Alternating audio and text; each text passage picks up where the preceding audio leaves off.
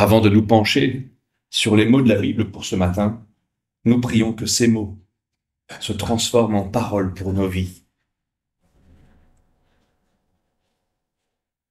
Dieu notre Père, tu viens vers nous dans la nouveauté et nous allons vers toi avec nos habitudes, notre routine. Tu viens vers nous dans la vérité et nous allons vers toi avec nos illusions. Tu viens vers nous dans la sainteté et nous allons vers toi avec nos lâchetés.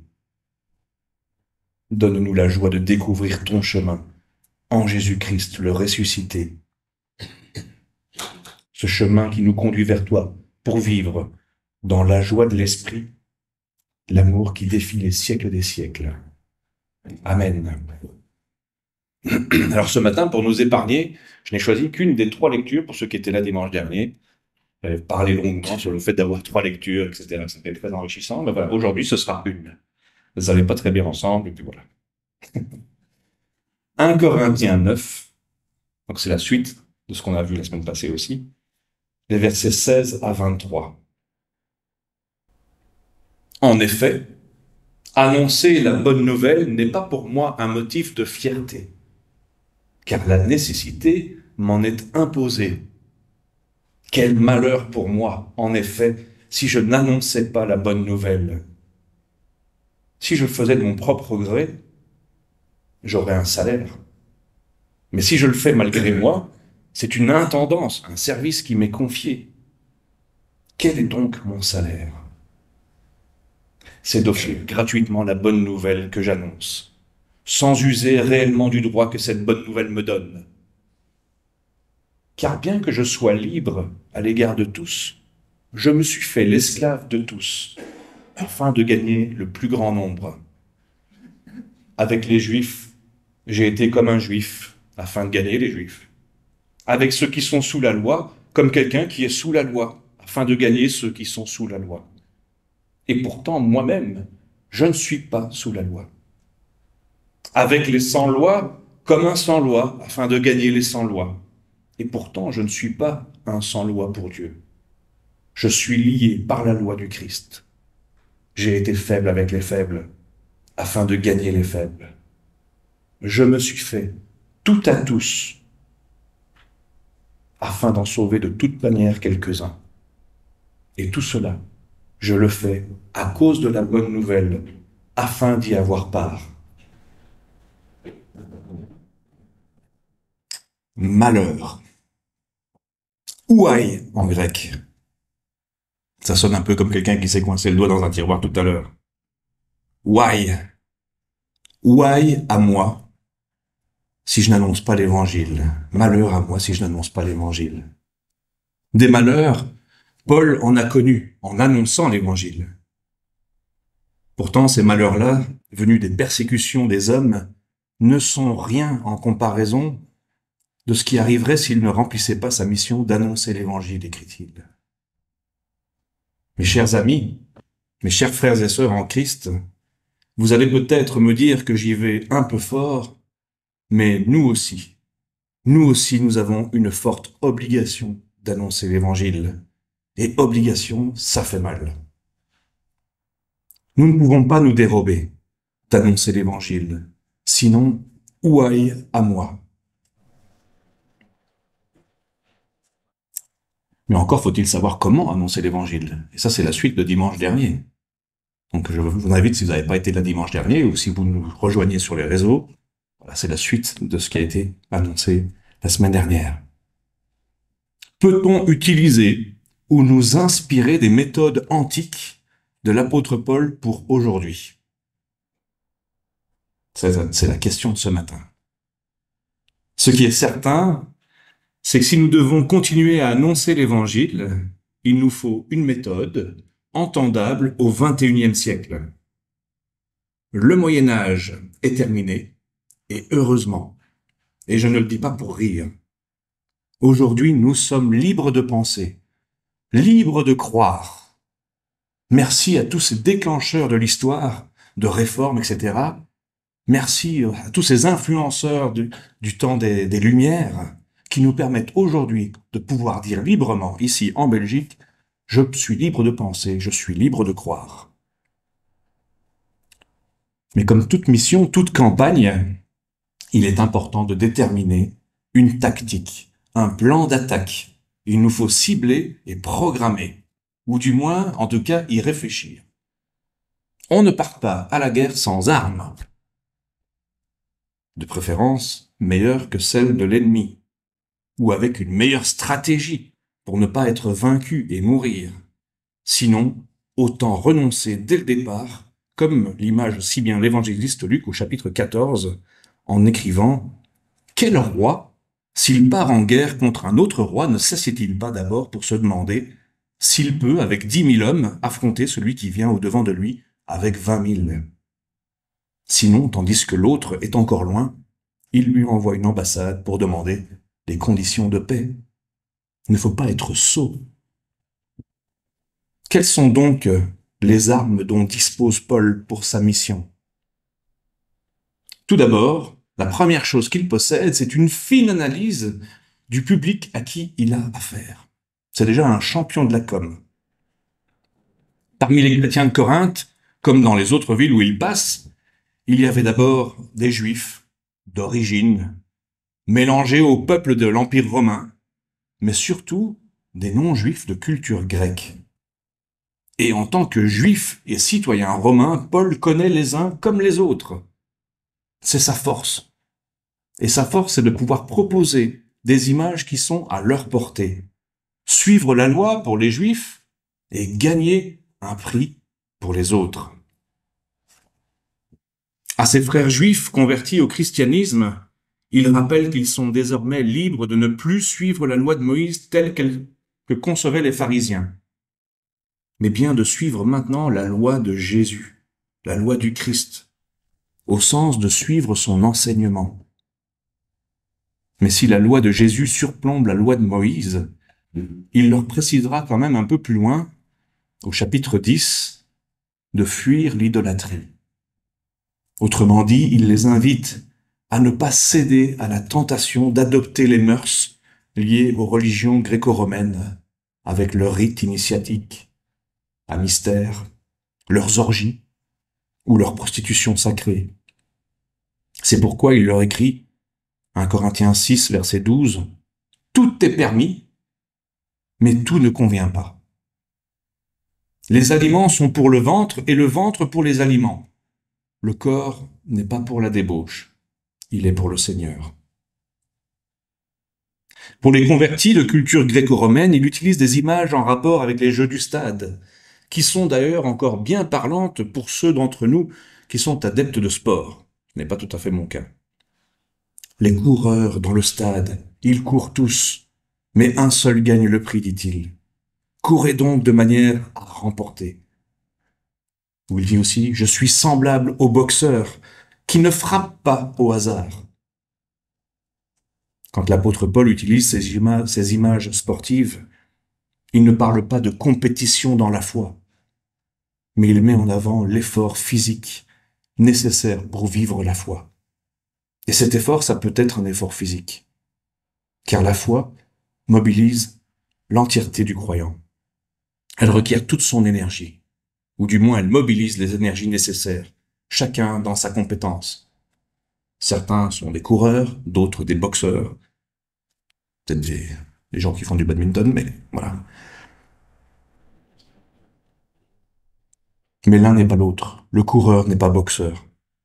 Mais celui qui, ayant reçu une mission, ne s'entraîne pas, ne se mobilise pas pour elle, risque fort de l'avoir échoué et il se retrouvera éliminé. Ça, c'est aussi un mot qu'on n'aime pas, c'est comme obligation.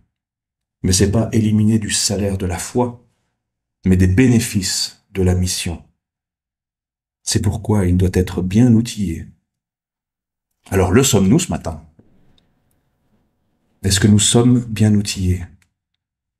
Lorsque Paul nous dit, au travers des mots adressés aux Corinthiens et puis aux Colossiens, tout ce que vous faites, en parole ou en action, faites-le au nom du Seigneur Jésus. Je vais le répéter parce qu'elle est quand même dure, c'est comme obligation, etc. Tout ce que vous faites, en parole ou en action, Faites-le au nom du Seigneur Jésus. Nous pouvons le faire, mais il va falloir s'entraîner sérieusement. Nous devons nous efforcer à rester connectés à cette parole. Par la prière, d'abord, persévérez, tenez à la prière, soyez assidus à la prière, dit Paul dans son épître. Bon, la prière, c'est déjà une bonne chose pour s'entraîner, mais par la lecture de la Bible, dit-il aussi. Que la parole du Christ, avec toute sa richesse, habite en vous. Et enfin, par l'écoute attentive de nos voix intérieures, pour discerner parmi elles laquelle est la voix du Saint-Esprit, qui seul peut nous aider à réellement parler au nom de Jésus, qui peut nous guider dans notre travail d'annoncer l'évangile de ce même Christ qui vit en nous. Je relis ce tout court verset dans Colossiens 3, verset 15. « Tout ce que vous faites, en parole ou en action, faites-le au nom du Seigneur Jésus. » Des armes, oui, mais pas des armes de guerre. Entendez bien, ce sont plutôt des outils de paix, des outils d'amour à mettre dans nos mains. Mais encore faut-il savoir comment utiliser ces outils. Paul utilise une stratégie pacifique. Dans le passage qu'on a lu ce matin, se faire tout à tous. C'est plutôt une expression diplomatique. En fait, il s'agit de se rapprocher des gens afin de mieux communiquer avec eux. Communiquer la bonne nouvelle, c'est plus que juste répéter toujours la même chose. C'est plus que rabâcher les oreilles de nos interlocuteurs par des vérités doctrinales. Annoncer la bonne nouvelle, c'est déplacer le cadre pour leur permettre de voir les choses différemment. Au besoin, en donnant peut-être des signes de faiblesse, en laissant de côté toute la force que l'on veut mettre dans la conviction. Et puis, en marchant à côté d'eux, l'apôtre Paul montre le nouveau chemin, celui du Christ. Aujourd'hui, il nous faut nous interroger, qui avons-nous en face de nous? Qui sont nos Juifs, nos Grecs ou nos barbares? Qui sont nos contemporains? Ceux que nous sommes appelés à évangéliser. Peut-il s'agir de personnes déjà convaincues, des Juifs, des musulmans, des bouddhistes? Mais les évangéliser, ne serait-ce pas plutôt aller les rencontrer dans leur spiritualité, sans objectif de convertir à tout prix? Pour ma part, je suis sceptique à l'idée d'approcher quiconque dans l'objectif de le convaincre que j'ai mieux à lui offrir. C'est quelque chose qui m'empêche d'avancer. Ma religion est-elle meilleure que la sienne? Mon système de croyance est-il plus juste ou plus vrai que le sien? Aujourd'hui, il y a encore des campagnes pour cette mission, avec plus ou moins de succès d'ailleurs. Certains vont même jusqu'à convertir des chrétiens baptisés, parce qu'ils ne sont pas baptisés de la bonne eau ou de la bonne manière. Ne peut-on pas imaginer la mission plus comme une rencontre enrichissante, une rencontre où on s'enrichit mutuellement, plutôt qu'un devoir de conversion en tirant la couverture vers soi? S'il est vrai que Paul ne se satisfait pas du judaïsme de son époque, il avait reçu une mission précise pour leur parler, celle que Jésus s'était déjà donnée. Je n'ai été envoyé que aux brebis perdues du peuple d'Israël. Nos Juifs, nos Grecs ou nos barbares, ne serait-ce pas également, et peut-être même d'abord, le peuple de nos églises, nés ou baptisés protestants? Moi, je crois que c'est notre premier devoir que de tâcher de transmettre le mieux possible notre foi à ceux qui sont proches de nous. Mais force m'est de constater que nous faisons bien souvent trop peu, tout en déployant parfois énormément d'énergie. Mais il ne faut pas se décourager. Il faut continuer à innover en matière de catéchèse, ou de formation d'enfants, de jeunes ou d'adultes.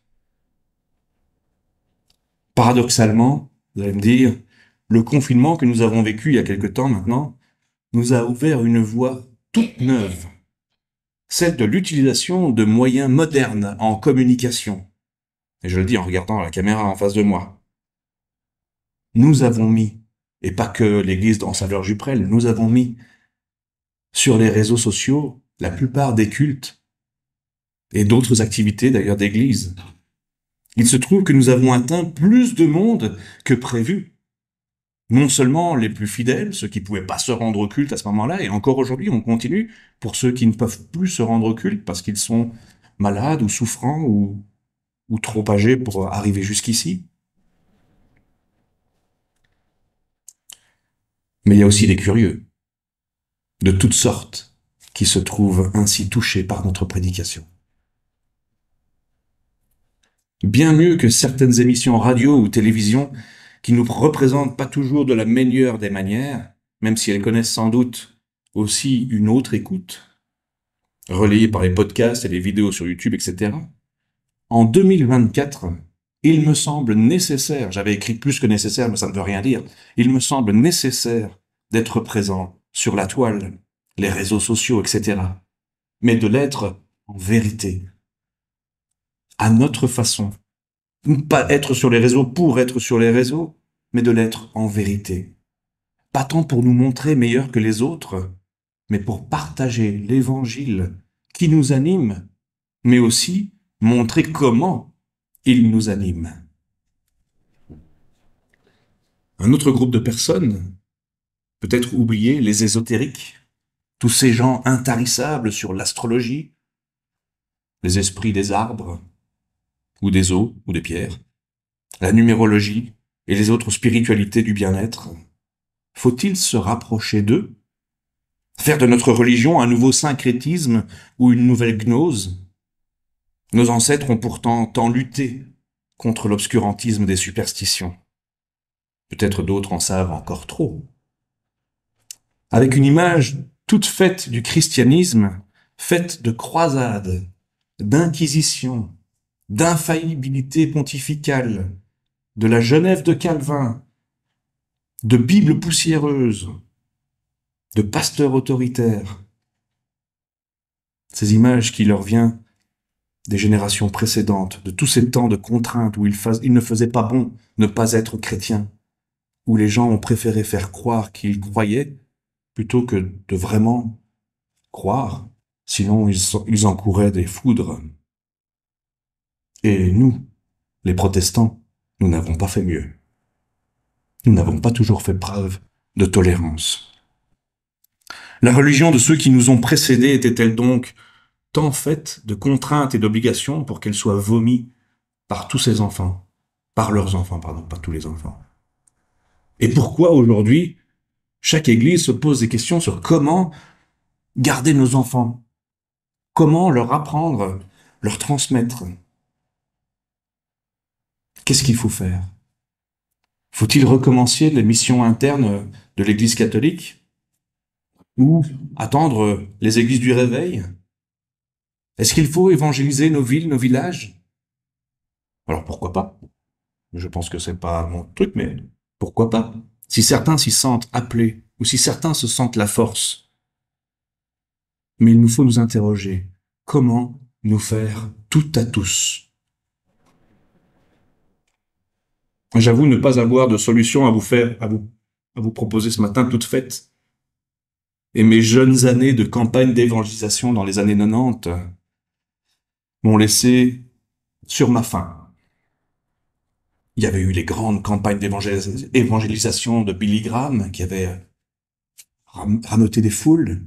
Et puis, on a continué à vouloir faire des campagnes d'évangélisation ci et là. Et ici, d'ailleurs, j'ai participé à l'une d'entre elles dans les années 90. Bien que ce temps semble révolu, il ne faut pas se décourager. Et continuer de témoigner à chaque fois que nous le pouvons. Tant pis si apparemment les foules ne nous suivent pas. Il n'est peut-être pas le temps de la foule. Et commencer en me disant que si Paul a su rejoindre chacun dans sa spiritualité, se faisant tout à tous pour en sauver sûrement quelques-uns. Il n'a pu le faire que parce qu'il avait en face de lui des croyants, des gens déjà religieux, qu'il s'agissait de conduire sur les traces du Christ, comme les missionnaires l'ont fait aussi en Afrique. Ils ont fait des bonnes choses aussi. Ils ont pu construire à leur époque sur la fondation religieuse, en acculturant le message. Il est sûr que le protestantisme africain, adapté aux différentes cultures, a aujourd'hui bien plus d'efficacité que chez nous. Il faut le dire. Il en va tout différemment de nous aujourd'hui. En face de nous, certains de nos contemporains n'ont qu'une vague idée de la spiritualité. Des idées toutes mélangées. Mélangées par les médias, mélangées par tout ce qu'on trouve sur Internet. Il n'y a pas de point de repère. L'indifférence de ceux qui nous entourent est sans doute en fait une grande chance. Une chance pour nous de tout reprendre à zéro, en transformant en profondeur nos pratiques d'église. Pas besoin de forcément faire de la surenchère ou d'adopter les méthodes d'autres courants d'église. Nous ne deviendrons jamais l'église Hillsong de Hans Haller-Juprel. J'ai l'impression que c'est pas bien parti. Mais nous avons quelque chose à offrir aussi. Nous pouvons imaginer apporter notre voix parmi celles des autres. Je ne crois pas que je sois meilleur, je ne crois pas que nous soyons meilleurs que les autres, mais nous avons aussi notre mot à dire. Annoncer l'évangile à notre sauce, à la façon Hans Haller-Juprel. Il nous faut arriver à toujours mieux connaître nos contemporains, dans leurs soucis existentiels, comme dans leur façon de penser. Après tout, est-ce que nous vivons de manière différente que nos contemporains? La plupart d'entre nous sont arrivés en voiture. La plupart d'entre nous ont peut-être dû s'énerver sur la route. La plupart d'entre nous ont râlé quand le réveil a sonné ce matin. Là, on n'est pas bien différents, en fait. Je ne reconnais pas un chrétien dans la rue, juste parce qu'il marche. Le christianisme n'est pas un mode de vie. C'est une foi. Par contre, nous devons nous demander de quelle manière nous pouvons amener les autres à revenir à leurs préoccupations spirituelles, à redécouvrir la Bible et la prière. Peut-être n'est-ce pas si difficile. Peut-être pourrons-nous les gagner, en leur parlant de notre foi, tout simplement, en priant pour eux, en agissant pour les plus pauvres, pour qu'ils écoutent et ce que nous avons à dire, en les aimant, en les entourant, en leur redonnant confiance en Dieu. Et ça, c'est tout un programme. Sans arrogance, sans suffisance, calmement, humblement, mais surtout et avant tout, en étant profondément conscients que nous portons en nous un trésor. Je ne sais pas si vous réalisez cela. Nous portons en nous un trésor, avec la présence du Saint-Esprit qui vit en nous. Et avec cette présence, soyons imaginatifs, soyons enthousiastes. C'est grâce à notre enthousiasme pour cette foi que nous portons que Dieu pourra, à travers nous, comme il l'a fait avec Paul, en sauver quelques-uns. C'est par notre enthousiasme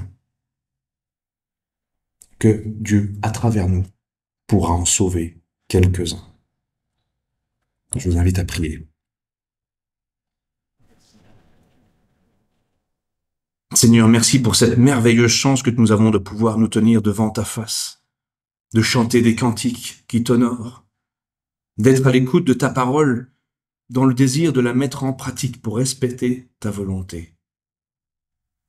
Ce désir, Seigneur, c'est toi qui le mets en nous, et nous te sommes reconnaissants pour l'œuvre que tu accomplis en chacun, afin de nous amener vers plus d'enthousiasme, plus d'épanouissement, plus de maturité, de plénitude et de joie. Nous sommes conscients que tout ce que nous possédons et tout ce que nous sommes est dû à ton action dans notre vie. Sois-en remercié et donne-nous de te rester attachés dans les bons et dans les mauvais jours de la vie.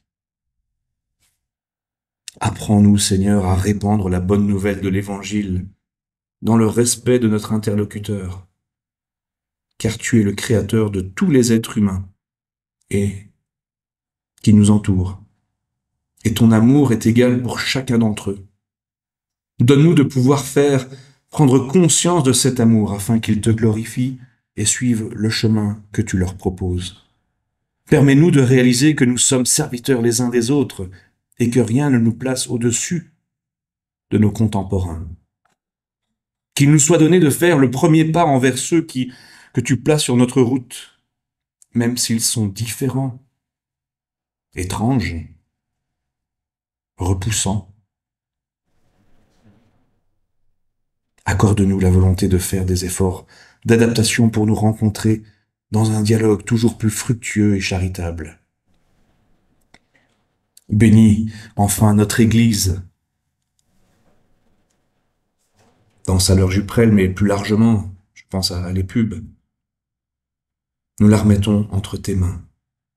Tu connais chacun de nous, tu connais chacun de nos points forts, de nos points faibles, nos qualités, nos défauts, notre foi et nos doutes, nos certitudes et nos incertitudes. Donne-nous d'être toujours honnêtes, humbles et simples. Permets-nous de chasser de notre vie l'orgueil, que nous puissions vivre les uns avec les autres dans un esprit de fraternité, d'harmonie et de loyauté. Que les liens se resserrent, que l'intérêt réciproque soit sans fausseté et l'amour sans parti pris. Aide-nous à nous encourager les uns les autres, à nous inciter à te faire confiance et à marcher ensemble dans l'unité faite de solidarité. Nous te rendons grâce, Dieu saint et fort, car tu diriges le destin du monde et tu prends soin de tout homme. Tu nous invites à écouter ta parole qui nous rassemble en un seul corps et à nous attacher dans la foi à suivre ton Fils, celui qui est le chemin qui nous conduit vers toi. C'est lui la vérité qui nous remplit de joie. C'est pourquoi nous te rendons grâce, Père, pour ton amour, au travers du Christ notre Sauveur. Et nous unissons nos voix à celles des anges pour chanter et proclamer ta gloire.